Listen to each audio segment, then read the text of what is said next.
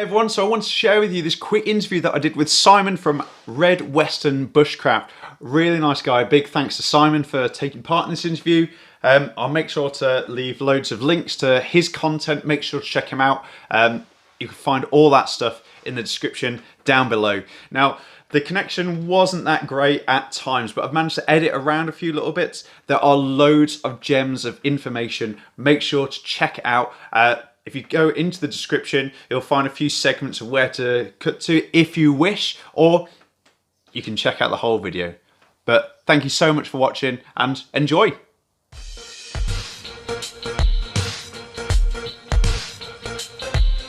Let's get this go. Hello and welcome to Instructor 101 for outdoor instructors that want to make a bigger impact on those that they work with. Today I'm joined by Simon Curran from RedWeston Bushcraft. So first of all, huge thank you, Simon, for trusting me to try this out again. So not a problem. Second time doing a remote interview. So yeah, huge thank you. Obviously, I know you already. We used to work together alongside each other. But do you want to introduce yourself and tell people a little bit about where they can find you first of all? Okay, so yeah, my name's Simon. I am RedWeston Bushcraft.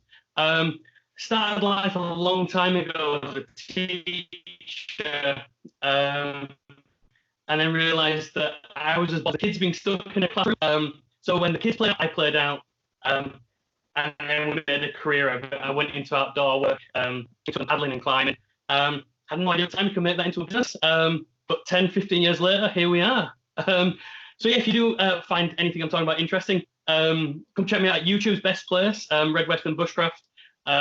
You got the spelling on the thing, so that'd be great, because it's Weston, not Western. And yeah, I have a Facebook page too, same name. Lovely. Well, and with all this stuff, I'll have a chat with Simon later, but I'll make sure there's links in the comments below to those different things. I'll see if I can be fancy enough and make sure I put the spelling across the screen as well. Yeah, I thought it was really clever and having it as a family name, but you know. All good, Matt. All good. So as you'd expect, like I've tried to do a little bit of research just before doing this kind of interview style chat type thing. I still don't really know what to call this thing really at the moment. But you've mentioned that in like your about sections or YouTube, I think it is, that says your aim is to try and help people unplug. Yeah. And yeah, so I was kind of wondering why you kind of chose that particular aspect to highlight. I'm sure there's lots of different things to RedWeston Bushcraft, but what made you choose to highlight that? Yeah, in working in a modern further education college, young people are dependent on electronics, and it's not a negative thing, it's not a positive thing, but from phones, watches, tablets, computers, people are constantly plugged into something, and I think there's something so profound about tuning back into the pace of the woodland and you know, unplugging, and just slowing down. And yeah, so that's why that's an important phrase for me.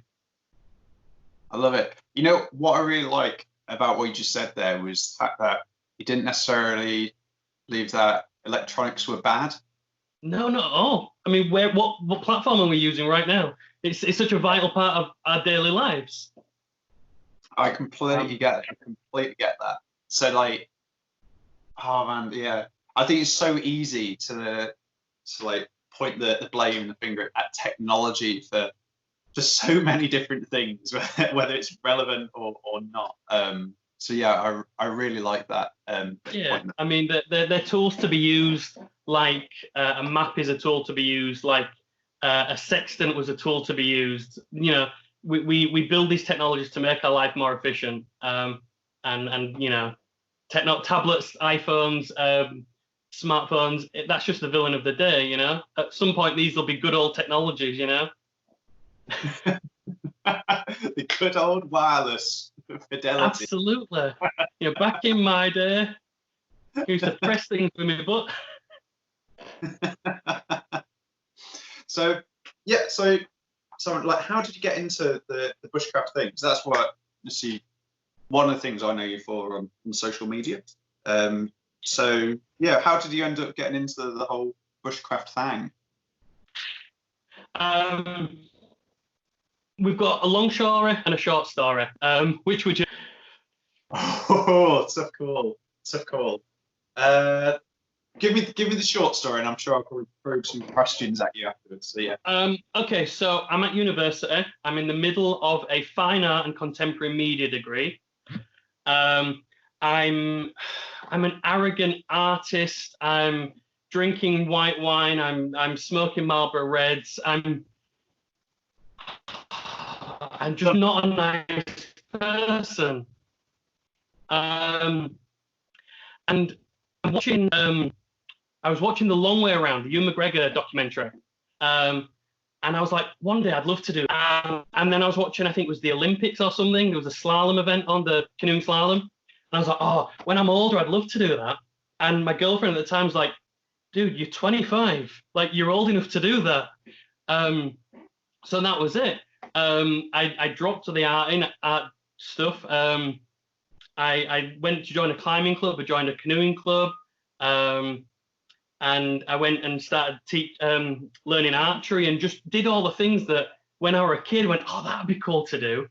So yeah, 25 was a massive year for me. And then a load of things that happened in my childhood, the longer story, suddenly became relevant and made sense, and backed everything I'd been doing up, which was ace. And then, yeah, that was it. I started teaching because that's what I was learning, and then realised that actually the canoeing and the stuff would work better. My boss let me teach it, so I got some qualities, and the rest is history. Wow, that sounds like quite a profound. Like, I had another thing to say as well. Like saying you're studying fine art. There's like smoking it and drink.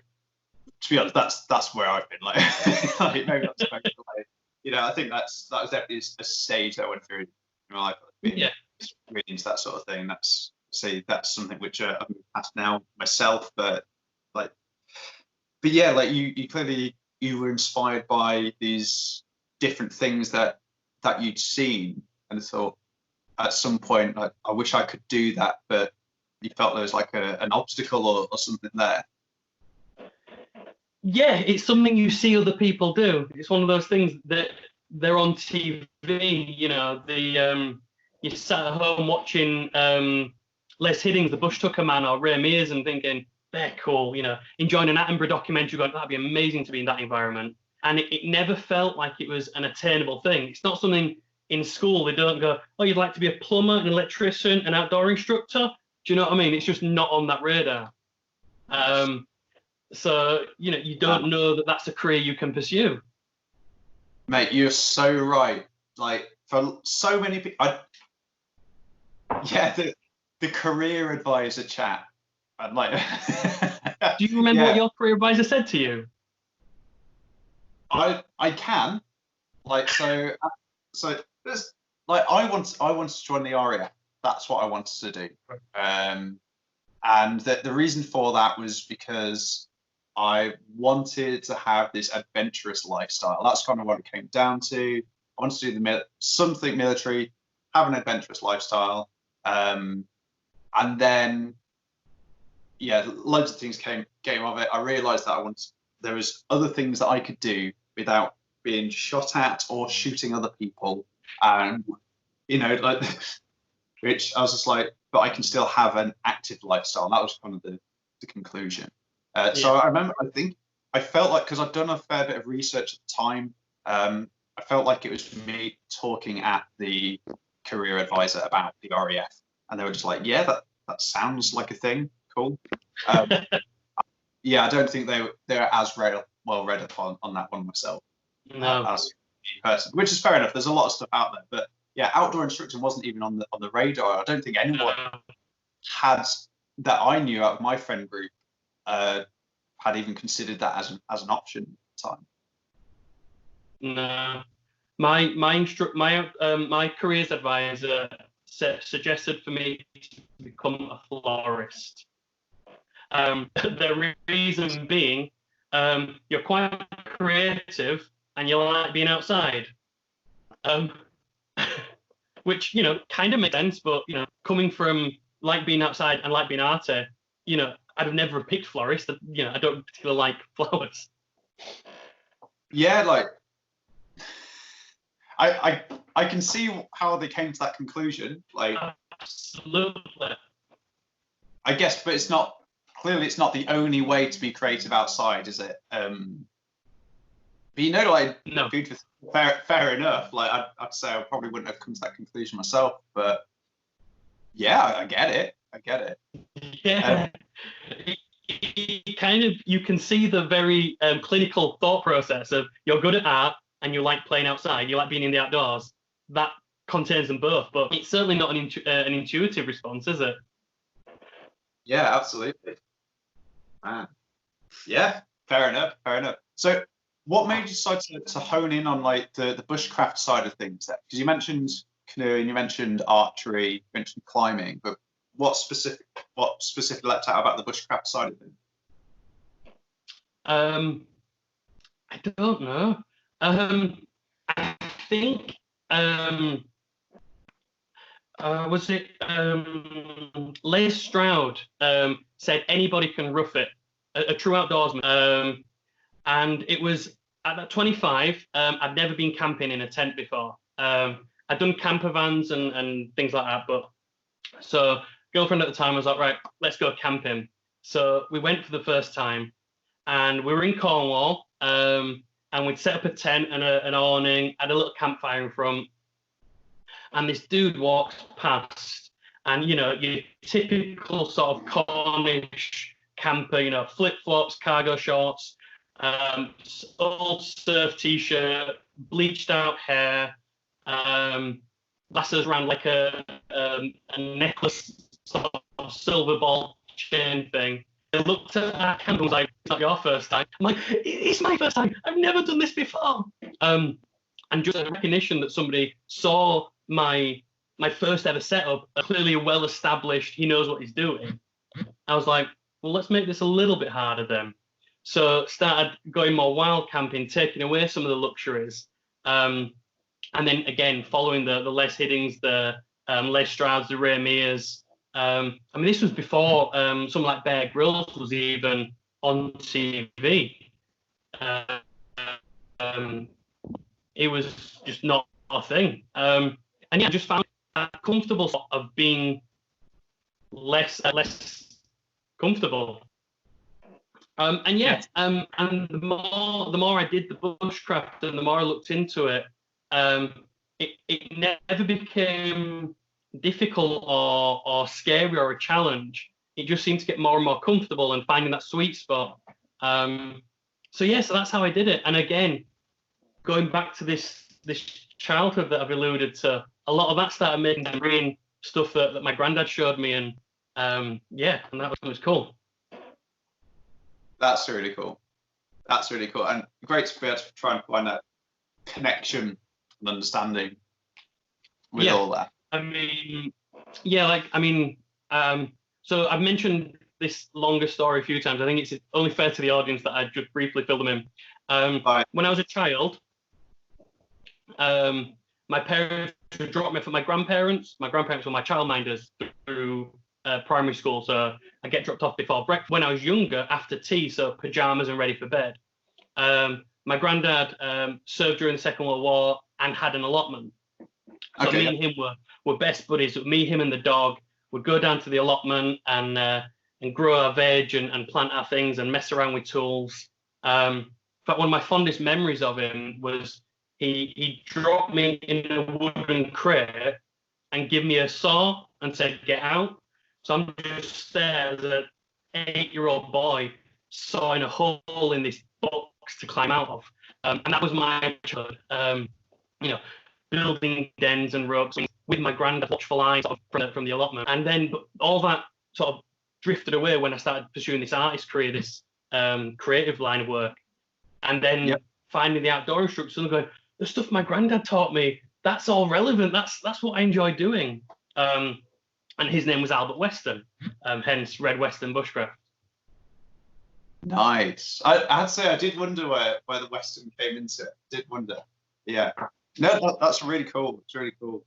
Yeah, there's clearly a lot of connection. You clearly learn a lot, and you've picked up bits as well. Like, obviously, like you're a man of many talents. Clearly, like you're not just like confined into this the bushcraft box or the outdoorsy person box. Like you said, you studied fine art.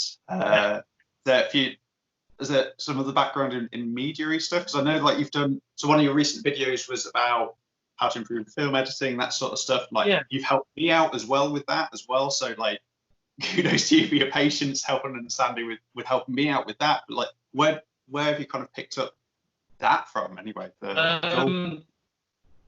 that was college. I finished high school with no qualifications. I did really poorly during my GCSEs. Turns out I'm dyslexic. The school never recognised it or supported it. So I went to college to do art and design, which was great. And then I finished at 18, and I was like, I don't feel ready for university yet.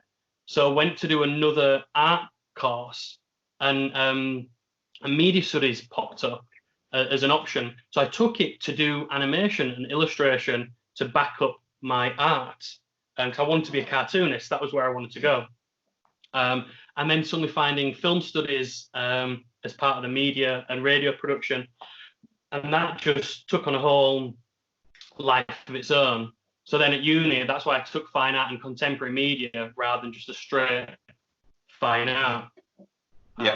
Yeah, and then ended up teaching media studies for a couple of years. That was one of my first teaching gigs after graduating. Nice. So you did teaching as well? Oh yeah, so after my university, I did a PGCE. Okay, cool. And then that and my PGCE, my specialism was learning outside the classroom. So looking at barriers to learning and behavioural implications on the concept of a classroom. So I was on this forefront of outdoor learning, outdoor teaching, sorry, not outdoor learning. And that's when the forest school started becoming a thing in the UK on the same sort of 2006-7ish, this wave of learning outside the classroom, and that brought across. And that was the time when I pushed my outdoor learning and made the jump from teaching to instructing. That's when I met you. Cool. All right, so is that one of your... So yeah, just as a bit of context for everyone. So the way you started, Simon, made sure that we worked at an activity centre together. So that's where we've met, and we've kind of loosely stayed in touch, especially since both doing our own little projects, doing this sort of stuff as well. So kind of that's helped stay in touch a lot as well. So was that your first like outdoorsy instructing-y job? More or less, yeah. So I was working at a college teaching NEET children, so not in education, employment or training. So young offenders, vulnerable people. And I suggested to my manager that we take them canoeing as a way of me getting to go canoeing at work and of them getting an experience. So this is around that same 24, 25 mark. And my boss went, I'm not paying for an instructor. Yeah, you learn how to do it and teach them. And I'm like, all right. Oh yeah, my boss was from Barnsley, so that really thick Yorkshire accent was amazing. So I went and found a paddle club, and when I'm talking to him about it, it's like, oh, my mate's running an archery course. Do you want to join in? I'm like, yeah, all right. And network, as you know, outdoor instructors are a very complex network of friends. And when somebody learns that you're trying to build a portfolio of skills, I just got sent on training course after training course. And then I met a guy who was working with the Scouts, and he was like, right, I take people on like families on like trips down the Ardèche and things, but I need you to get a bit of experience. Here, go take a job at Robin Hood for 6 months. come back when you've got some skills, and we'll go off world tripping. So that's what I did, but I ended up staying at the centre for like 5 years. Completely get it. Completely get it. Yeah, Robin, like that place, it happens. Yeah, that's my first steps into the industry were through them as well. So, and yeah, it's something which I've loved, absolutely loved it, and has opened up a lot of doors for me as well. So Yeah. it's been brilliant. And then afterwards, you kind of got on to other things as well beyond 5 years. Well, yeah, I mean, I was working at Robin Wood, I was working at the centre, and my partner became pregnant. So looking at 12-hour shifts with 40-minute commutes either side, I thought it's not going to be, I'm not going to be a very present father.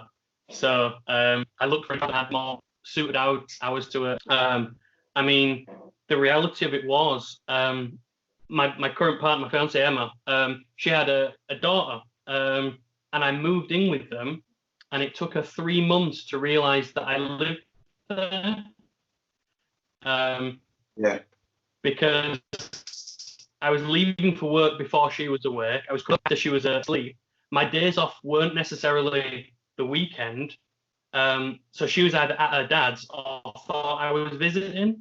And it was on random conversation where she's like, why is so much of your stuff here? I live here. Do you? But yeah, I've been here like 3 months. Penny dropping moment where it's actually, this needs to change. So unfortunately, I left working as an outdoor instructor full time and went back into teaching for a bit. Okay, that's interesting. It's fascinating. It's interesting to hear about this. The more I think about, like, one of the things that is slightly more and more apparent to me is looking at the different ways to get into the industry. And there's lots of different ways to do it and avenues that people take. So it's interesting to hear like your story on this as well. So yeah, I wanted to talk about a few things. I want to move on to some quickfire questions or quickfire-ish questions in a bit. I'm going to ask you so before we do go on to that, I want to talk to you about just a bit more about bushcraft in terms of like what's one of your favorite sessions to run, I guess. So if you would like to say, okay, you've got given a group of clients, what would you go? We just wanted to do something bushcrafty, whatever it is. Where would you go? Or what questions would you ask? So yes, I'm going to give you an answer. So sorry. So what would be my favourite session, or what question would I ask to the group? So what would you run? What would you run as a session? What would be like one of the things if you wanted to inspire people to get into bushcraft? Okay. I like running sessions that feel like familiar sessions. So a typical intro to bushcraft session will have like fire by spark. It'll be shelter building, and maybe doing something around starting a fire or cooking on it or something. So I like starting with one of them sessions, but then reading the group and some of them and following their needs. I mean, I think I'm fortunate that I have enough random pieces of kit and knowledge that if I find a group that's like really interesting firelighting, go, okay, so this is a ferro rod, natural and steel, or do you want to try with a percussion rod, or how about we'll make a bow drill, or here's some natural fibers, here's a bit of fungus that we can light with, and sort of allowing them to lead the session and me just facilitating their interests. I mean, the scariest bushcraft session I have ever run was organised by a friend of ours. Dom set it up for me. And it was the centre he's managing. It was their, I think, 90th or 100th anniversary. And he's like, we've got some ladies coming who came to the centre when it opened. I've told them you're an author. So they're expecting big things. Go. So I turn up to this campfire, and there's a dozen women. I think the youngest was 85, right? The age was about 1,000 between them, right? It was terrifying. They're all girl guides. They're all instructors, like district commissioners and things. And I'm like, and they thought I was there just to sell a book. So they're sat there, cross-armed, grumpy. One of them was in sort of a motorized wheelchair, not giving me eye contact. And I'm like, listen, ladies, there's nothing I can teach that I'm sure you haven't seen this. So how about just have a cup of tea? And they were like, all right then. So I was like, right, well, can you grab some wood? And and I built, it was an Aussie tripod. So I've actually made a video on how to make one of them. And they're like, oh, we've never seen one of these before. And I was like, that's it. I can die happy now that I've taught such an experienced group a new way of making a cup of tea. And then we just foraged and got some like nettles and spruce and dandelion and made a couple of different cups of tea with them. But yeah, scariest session ever. And then when they realized I wrote for magazines and not books, the guard lifted when they realized I weren't selling anything to them, and we just sat, and the stories were fantastic. I think I overrun that session by 2 hours. We're just enjoying the moment. It was fantastic. The time management went out of it. Mate, that sounds like, it sounds scary, but I'd been like, I have no idea. That's, that concept is big, but like, it's so cool. I think you probably picked up a few bits as well, I'd have thought, but I think the fact that you listen to them, you kind of you got to gauge the clients, and you try to work how it was led by them really, and it's absolutely bonus that they got something out of it. So yeah, fair play. That's like, that is something I wanted to ask you about. Was that, I remember you telling me something about that story, and I wanted to pick up because I hadn't really heard it. So yeah, so you've done me a massive favour by telling us that. That's great. Yeah, fair play. Right, so we move on to some quick fire-ish questions then. Yeah, rock and roll. Yeah, obviously, if we go off on tangents, then cool. Let's go with that as well. That's fine. So, biggest question debated amongst outdoor instructors: what's better, land or water? Water. Straight, no hesitation. I'm not built for climbing. I'm buoyant. So it's based on how buoyant you are. That's absolutely. I love that. Favorite outdoor space to be? Environment or location? Let's go for location. There is a semi-wild scout camp that I use for quite a lot of my videos, and I just know every square centimetre of that place. It's just home. So a place called Fanwood. It's just a beautiful little place. Nice. Brilliant. Okay, then here we go. I'm curious. So, was there only asked this question to one other person before? So I'm curious whether you'll get the same answer or not. I'm curious. A good instructor always has. I'll let you finish that question. I'll let you that sentence. A good instructor always. Actually, someone else chose something else. Let's see what happens. I feel like I put you on the spot. Sorry about that. No. It's just I've completely gone dumbstruck. My response was going to be a hat. So I don't think I ever wore a hat. So just like. So just to clarify, because it skitters a little bit then. You said a hat?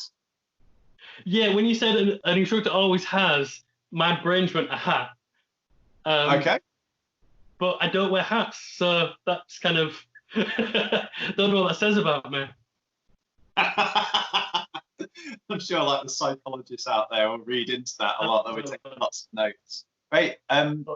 You know what, I have to say though, hats have become a bit of a game changer for me now. I wasn't a hat wearer myself, but the classic baseball hat now, loving it. Yeah. Baseball hats at the moment. I really want to get away with wearing like a Tilly hat or like a Stetson, like a bushcrafty cowboy hat, but I just don't think I can pull one off. Yeah. Mate, if anyone can pull it off, mate, it's going to happen. I'll give it a shot. It's whether you... Are those the ones as well where you get the corks hanging from them? Well, yeah, I mean, I'd get... we could do. Next bushcraft project. Yeah. Getting your own nettle twine to put the corks on. Amazing. All right, here we go then. Favorite piece of gear? Favorite piece of gear? My favorite is I've got a Squirrel Cooker. And a Squirrel Cooker is 2 rods of cast iron, one with a loop, and the other has a bail hook or a skewer. So you should one in the ground next to the fire, and the other like a T-shape, just a pot hanger. But this particular piece of gear was made for a commemorative piece. It was a charity auction, so it's just got a bit of sentiment to it, sentimentality. Sorry. And in fact, I've got it right here. Do you want me to show you? Go on. I've got to see what this is. So I'm really curious. I've never even heard of one before. I love the fact that you've just got it to hand next to you as well. So this part will stick into the ground. Yeah. And this part will hang through it. And either hang a pot on there, or you'd hang a piece of meat on there. Oh, right. Okay, cool. Yeah. And it was Wow, I've never seen anything like that before. A Squirrel Cooker. Yeah, because it's made for cooking small game, so rabbit, squirrel, pheasant, things like that. If anything too heavy, you'd tip it. Amazing. I love it. Okay, awesome, man. Well, that's the end of like quick fire-ish question rounds. But yeah, no, like before we kind of like wrap things up, is there anything else that you'd like to post the audience or pass on, or whether can? Yeah, I don't know. Like, is there anything you kind of want to say before we wrap things up? And no, I mean there was a conversation we were having before we recorded. That maybe the question can go out. The videos I make with RedWeston are tutorials, and I choose my tutorials based on things I found difficult. So the tripod, for instance, I could never figure out a way to do it. So that's why I showed you guys, because I figured if I've had trouble, other people will. So the things that I find easy, perhaps common sense, I'm overlooking as content. So if the audience have anything that they struggle with bushcraft-wise or outdoor instructory-wise that may feel like an obvious question to me, I'd love to hear that. Lovely. All right. Well, for those of you that are listening and are still watching at this point, amazing as well. But like, if anyone is watching, I will put a post up about it as well, Si. But leave a comment down below. I'll make sure to pass it on to Simon as well. And yeah, hopefully we'll sort something out for you. Okay. So yeah, all good, man. Thank you. As always, everyone, thank you so much for watching. Please remember to give it a like, share it with other outdoor instructors. If you could subscribe, that would be amazing. Also, like, not just me, like, check out Si's channel as well. Make sure to check him out and give him subscribe as well. It helps the whole YouTube algorithm-y thing. But yeah, other than that, thank you so much for watching. Thank you very much, Si. Until next time, take care. see you in the next one. Once again, big thanks to Simon from RedWeston Bushcraft for taking part in that interview. And yeah, thank you very much for for watching this video as well. If you are interested in more stuff like this, then make sure to get in touch, leave a comment. If you're interested in doing an interview yourself, then yeah, just drop me a message. Then it would be a pleasure. Anyway, look after yourself. Check out some of the links that are floating around my head. Other than that, take care.